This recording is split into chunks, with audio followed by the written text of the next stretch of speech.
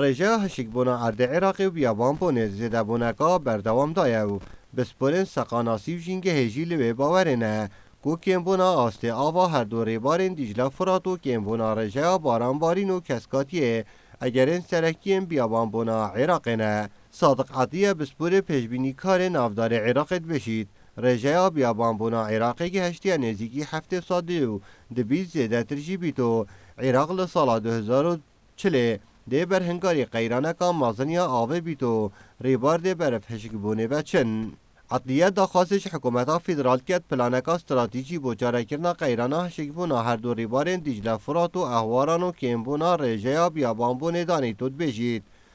هکه چه پلان نشتیمانی بو دارستانا نهنه دانان عراق لحاوین دبیت جنگه هکا گرم و توزوی الدیف آمار نتوین ایگرتی جی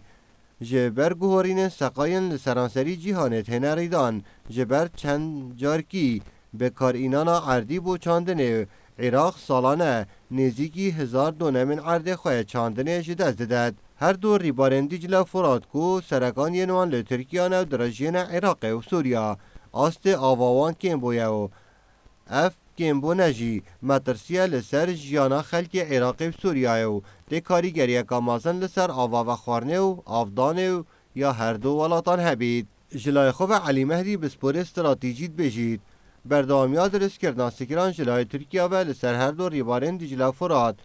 گف لسر هبونا عراق وک دولت و هر چند جی بیابان بوم بویا کشه کام مازن و آلوز لی حکومت چهلویستن رهنو اشکرال سرنینن نافبری دوی بیاویدا حکومتا فدرال به خمسارد زانیتود بجید حکومتا بغداد چه کارودان نیننو دا خوازه جلایان نیو دولتی نکد مای خواهد دوی بابتی دا بکن و چاره بکن گود جید از دریجی کرن لسر آخا عراق بریا آوه شیکم دردینه جد از دریجین سربازی پیتویه حکومت کارودانکا جدی یال سر آستوان مترسیان هبید